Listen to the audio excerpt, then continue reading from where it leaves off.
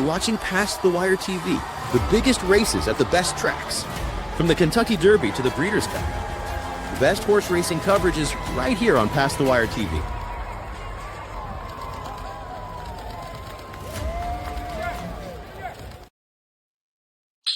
Welcome in to Sunday Morning Coffee on Past the Wire TV. I am Big Race Jim.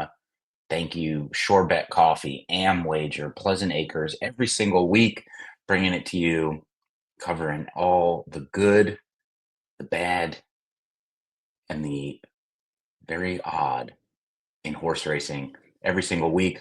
We're like Thursday night football because we're coming to you. Sunday Morning Coffee is coming to you on a Monday. But because we've already got the branding and everybody knows this show, we're like when Thursday night football has like a random Saturday game and late in the season, and all of the logos and all of the intros and everything is Thursday night football, but it's a Saturday. So Sunday Morning Coffee on a Monday. I was traveling over the weekend and there was good racing yesterday, so we wanted to wait to talk about that and give you something to watch before you fired up the grill or jumped in the pool one last time before the end of summer. And I always joke, summer kind of ends like 4th of July now. It feels like, right before Saratoga even opens. You feel like summer's already slipped through your fingers. So hopefully you guys got one more day to do what it is you need to do to feel like you accomplished something or enjoyed yourself. Family enjoyed themselves over the summer. We had some decent racing over the weekend. We had the Pacific Classic, which I'll talk about here in a second. And then we had the Jockey Club Gold Cup at Saratoga yesterday. That was incredibly interesting within the first 100 yards. And we'll talk about that. First, though, I want to talk about the Pacific Classic, and in the words of Pete Aiello, the real Fierceness showed up, and we saw him kind of have a horrendous start to that race where, he looked like he kind of bolted and almost ran into the temporary safety rail there from the one hole before Johnny V was able to right the ship, and he was tucked in behind horses there, going through the lane for the first time and into the first turn. And I thought that was interesting, right? Normally we've seen him want to be forward and away from everybody else. What did we see in the Kentucky Derby last year? Aside from just a ridiculous suicide pace up front, he was, granted he was post 17 or whatever, but he was outside horses the whole way, right? And that's really always been the plan in was it the Fountain of Youth or the Holy Bull, where he got pinched a little bit at the start and didn't fire his best race. So that seems to have been the mode for Fierceness, but breaking poorly on Saturday kind of forced him to tuck in behind, and he was able to get that middle move to get to the front going into the far turn, and that proved to be the difference. And perhaps Johnny V saw that opening and needed to get him into the clear, and it worked, right? And it was just him and journalism that could have ran him down, and journalism wasn't able to really make up any ground late. But Fierceness was able to run away and get the victory, which was impressive, right? We haven't seen that from Fierceness, the ability to be in behind horses, take kickback, and still be successful. Now, there's a really awesome photographer, probably my favorite photographer in the racing world, Alex Evers, and he takes fantastic photos all over. And he tweeted on Saturday night that the sound of the kickback was as loud as he's ever heard it, being trackside, and he's all around the world. And just seeing the amount of kickback that was caked on some of the riders' faces, especially Umberto Rispoli, um, suggests that the track was a little bit heavier than it normally is, which may or may not have compromised journalism's chances. You know, the horse had a really good trip, really no excuse, and we really should have seen journalism run a little bit better late in that race, in my estimation. Perhaps the kickback had a little bit to do with it. But I tell you one thing that didn't have anything to do with it, and it was the ride that Rispoli gave on journalism. I'm not really sure where all of the vitriol was coming from after the race on social media, saying that journalism needs a new rider and whatever. Like, maybe he could have been a little bit closer um, throughout the race, but I mean that's his game, right? He's a closer that's going to come from way off it and try and run horses down. And one thing that John's always talked about has been how journalism runs best with a target, and you saw them coming around the far turn, and it looked like Fierceness was going to be that target, and journalism just didn't have it in him on Saturday night. But I don't think it had anything to do with the ride.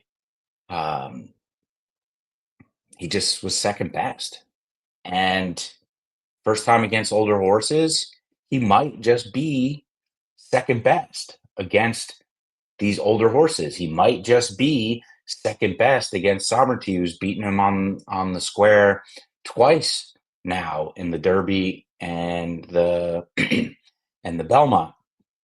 And perhaps he is, I don't want to say like distance compromised, but when you're going when you're going 10 furlongs, maybe that extra furlong is not to his liking. But it had nothing to do with the ride. And I was reading on Twitter, and I was very confused as to what the issue there was. And in the last segment, I'm going to complain a little bit about horse racing Twitter. So I'll have a couple more comments about that. So going over to Saratoga, and we had the Jockey Club Gold Cup, and we saw what happened. Right, we saw it in real time. We saw the head on. We saw the replays. We saw this. We saw that. We saw everything under the sun as to how this could have happened, where Mindframe lost his rider Irad, completely taken out of it in the first 100 yards, and everybody's pointing fingers at everybody else. And I have a couple of thoughts on it.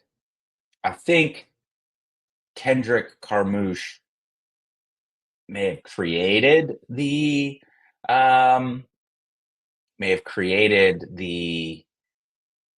contact, created the issue. And I saw a lot of people using like the merging on the highway cars analogy. And I thought it made sense. Right? If you're in the middle lane and a car from your right looks like he's swerving into your lane, you're going to react and you're going to swerve away and swerve into the lane on your left. And that's what happened. The issue becomes is the initial swerver. If he doesn't make contact with your car,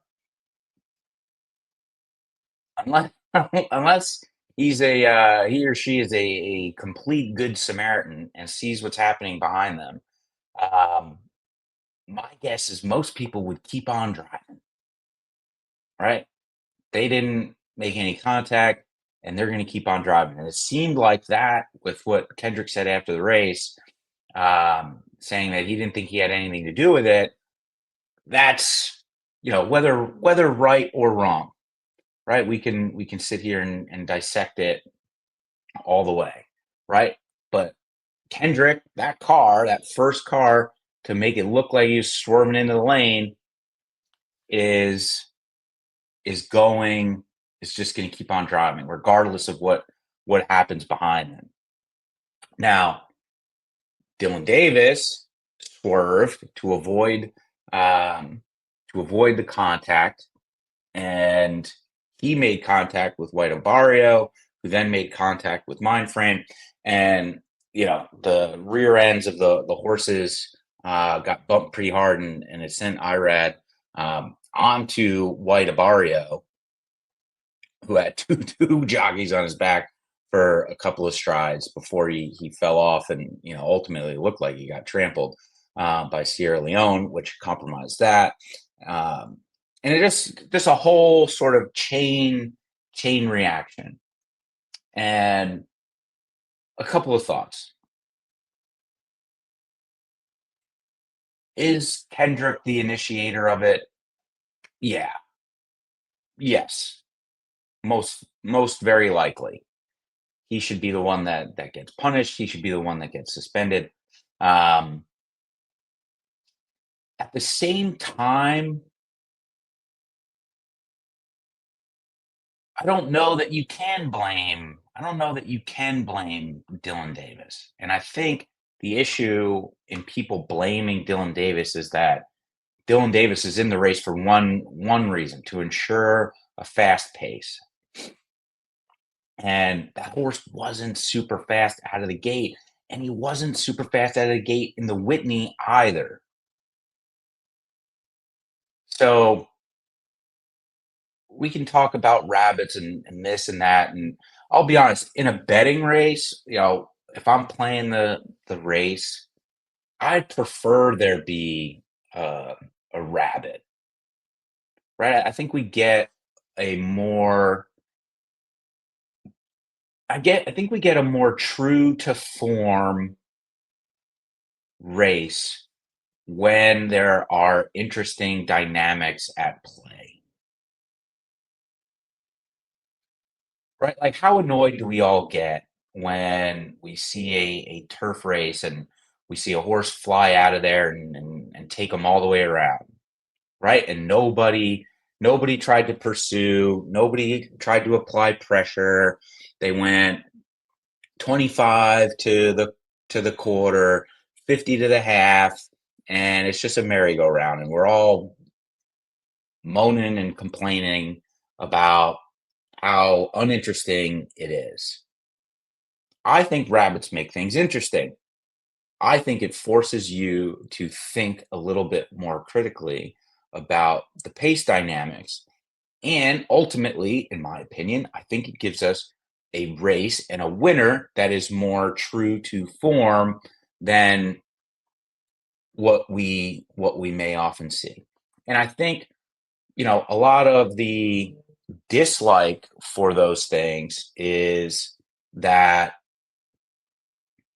you have a trainer who sends in the rabbit to ultimately set it up for his other horse in the race. And on the surface, yeah, it looks a little fishy, but this has been happening forever and ever and ever. And where we're at right now in horse racing, we're just going to have trainers with multiple horses in big graded stakes races. And we can complain about it all we want. We can say it's not fair, this and that, whatever. But until that specific issue is addressed, we're going to continue to have this stuff. And I think we have to maybe use it to our advantage as horse players, and use it to think a little bit more critically about the races, right? We think, this guy, this guy's doing something to his horses.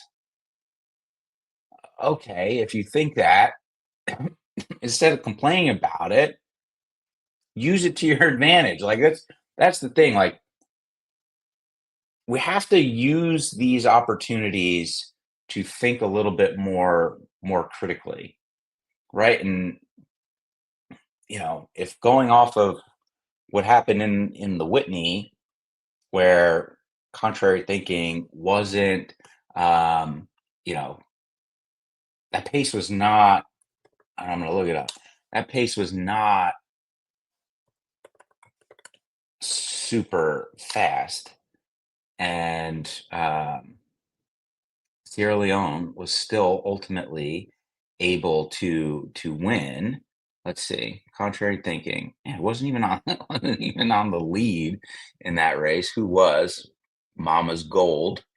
Um, yeah, it was like for grade one caliber horses, 23 and 4, 47. I guess it did speed up a little bit between the quarter and the half, but you know,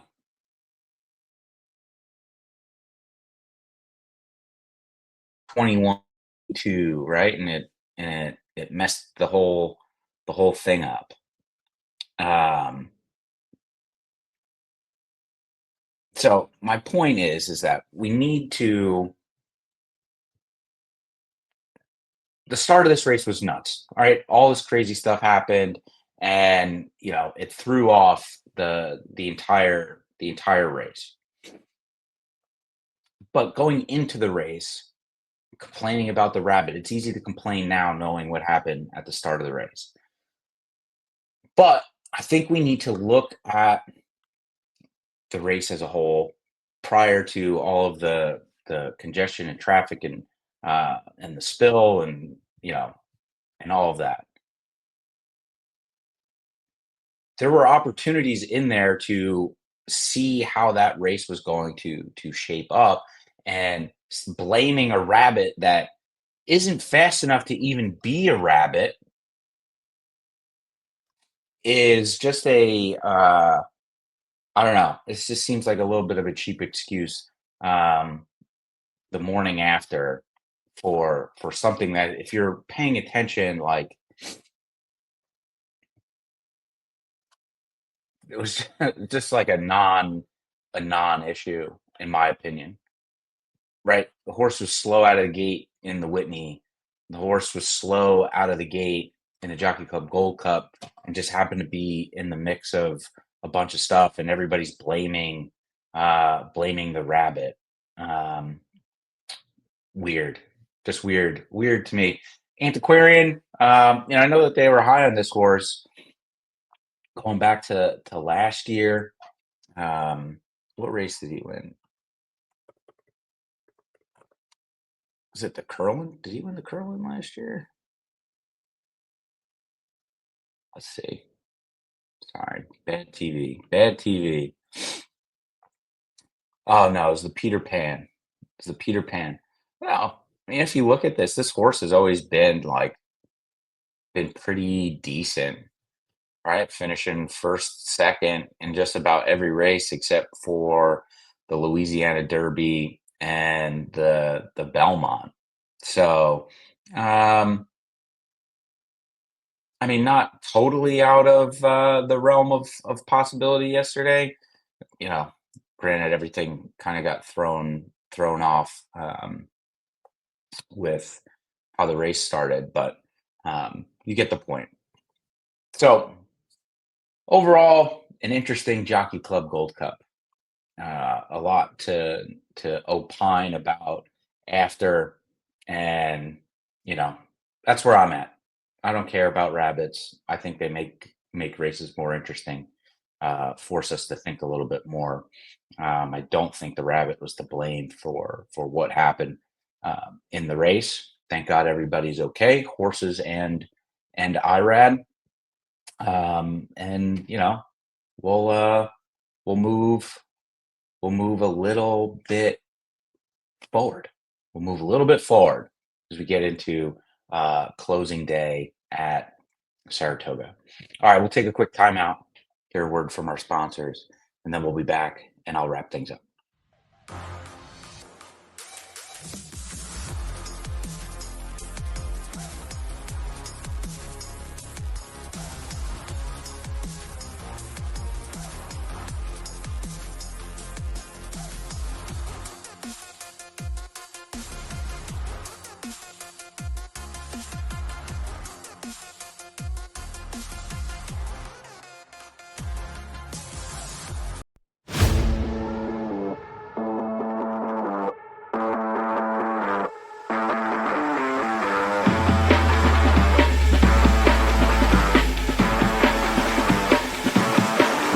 Go.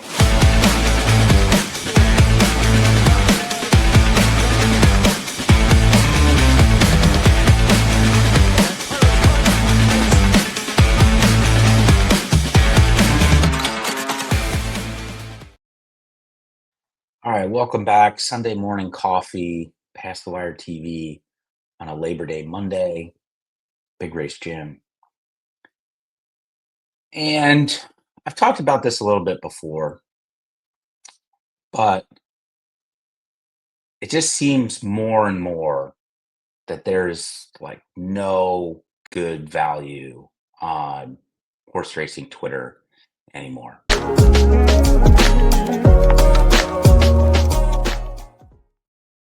And I say that because years ago it used to be great, right? You get good opinions, you'd get good statistics, you'd get usable information, you'd get good race recaps and breakdowns, and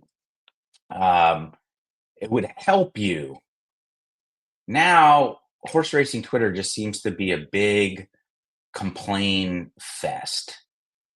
And yes, I understand the irony. I'm complaining about the complainers complaining on Twitter. Well aware. But we're missing a lot of good information that we used to get.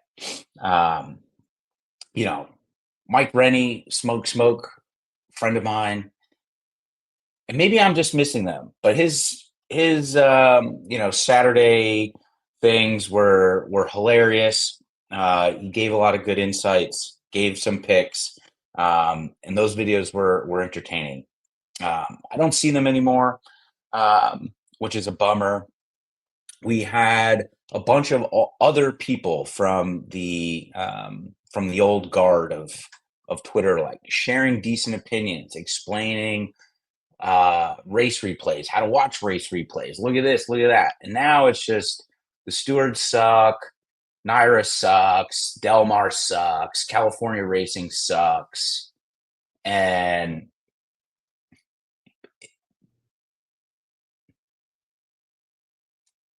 it's not what it used to be. And maybe that's just the natural progression of things, right? A lot of stuff is not what it used to be. And it's disappointing. It's disappointing that everything that is tweeted has a tinge of negativity assigned to it, if not outright negativity and criticism. And this person is a you know what, and that person is a you know what, and it all funnels back to how we're promoting the game and how we're talking about the game. And for example, I watched a ton of college football over the weekend, and I would search on Twitter to try and figure out like who are the people to follow their tweets for this game, right? Like last night I'm watching Notre Dame Miami, and I wanted to know like who who's in charge of Notre Dame football Twitter, who's in charge of Miami football Twitter, so I could follow along with their tweets during the game and see what they're saying. Who are the most respected people for those respective teams, so I can kind of amplify my experience watching the game.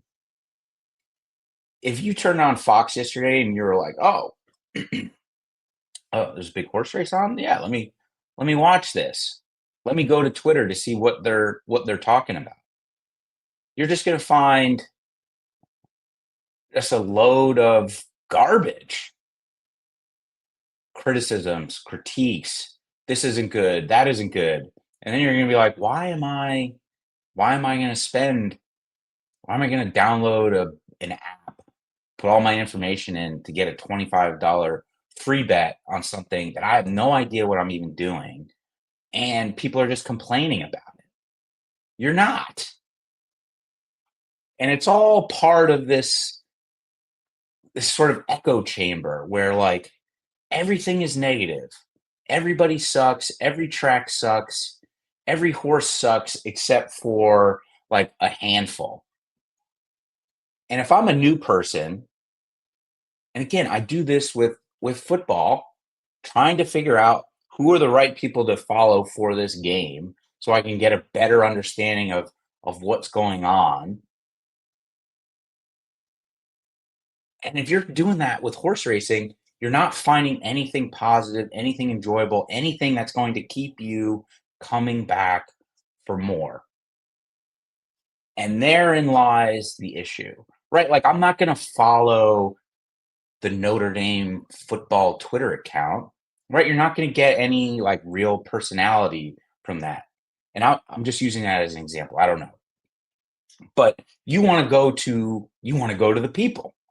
You want to go to the fans that you can actually relate to, that have no one that they're working for. And the same for horse racing. But everything you look at is just negative, negative, negative, negative. And it's frustrating. It's frustrating to be caught in that echo chamber where industry people don't like each other and everything's a criticism and everything is, oh, you're this, you're that. And it's just like everybody's just trying to one up each other. And it's tiresome. It's very tiresome, and it's hurting the sport. It is hurting the sport tremendously, and I wish it would stop. And if you're saying, well, Big Race Jim, why don't you be the voice of reason? Why don't you be the one? Yeah, good point. Maybe I will. Maybe I will be the one to just start putting positive stuff out there and share my opinions more. Maybe I'll do that. Anyway, we'll leave it there. That's what I was thinking on a Labor Day Monday. I hope everybody has a great rest of their holiday weekend. Enjoy what's left of summer. Enjoy the racing at Saratoga on closing day. I'm interested to see what the attendance and handle will be as they wrap up the summer today and then move back to America's favorite racetrack, Aqueduct and the Big A. All right. Shore Bet Coffee, Amwager, Pleasant Acres, always behind us every step of the way on Sunday Morning Coffee on Past the Wire TV. I am Big Race Jim, and we'll see you guys next week.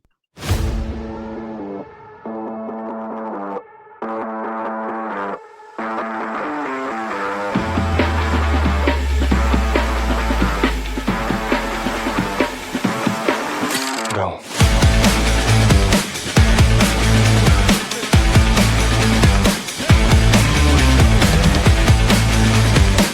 It's simplification and Javier.